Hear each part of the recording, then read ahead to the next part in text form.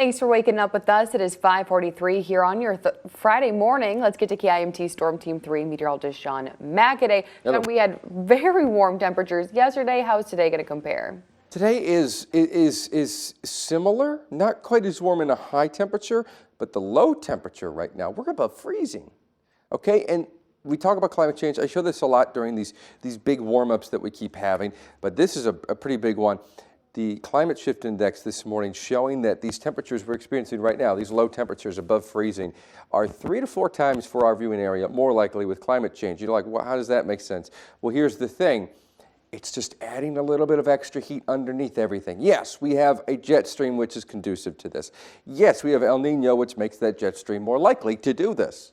But still, underneath it all, it's raising that threshold. It's raising the floor. You can see across Minnesota and the whole upper Midwest, this almost, if you can call it December heat wave in a way, is not baking the area, but surely melting the area quite a fair bit. We're seeing a lot of melting lakes right now, and we should be seeing the opposite.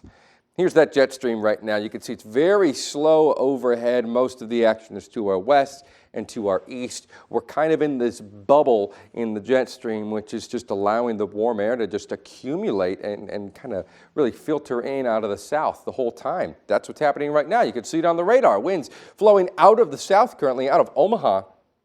And you can see Omaha, we got some rain showers down there. We're going to be seeing those later tonight. Most of this rain is going to stay to our west and to our north this morning. By the way, look at these heavy rain showers closer to Duluth. That is insane, the rain that's moving on into the North Shore closer to Duluth right now. We're not going to see anything that heavy. Currently, it's just mostly cloudy skies and a couple of raindrops to our north and to our west. Today, if you're driving north or west of our viewing area to like Mankato, Fairmont, or Twin Cities, especially this afternoon, don't be surprised if you encounter some rain. Right now this morning, you're stepping outside into the low to mid 30s, which is, by the way, like I said, warm for this time of year. Hello, that's above freezing. Our average high temperature is below freezing this time of year by a couple degrees. So this day is very, very unusual. Cloudy skies again all day long. Thankfully not as windy as it was yesterday, so it's a bit easier to go out for a walk without that wind. It's just not as sunny for sure. We get some showers moving in this evening. Let me show you how that plays out right here. This is Sky Tracker 3. Sky Tracker 3, cloudy skies at lunchtime, cloudy skies holding into the afternoon. And we're tracking some raindrops. Those raindrops are just west of our viewing area at around sunset, 4, 5, 6 p.m. Could also be some of that to our north in the Twin Cities.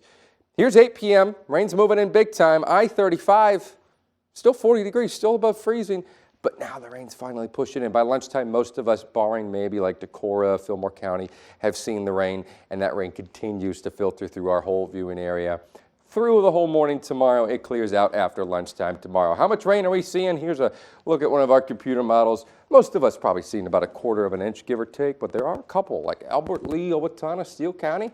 I could see 1/2 inch, same thing over to the Twin Cities. 7-day forecast with the weekend is always in view.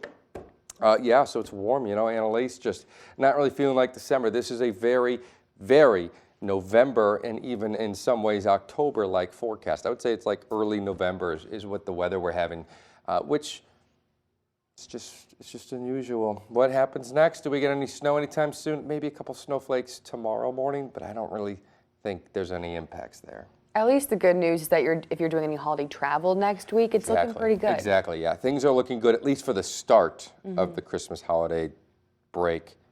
Maybe the second half, you know, can't see that far yet, but we'll keep an eye on it. All right. Thank you, Sean.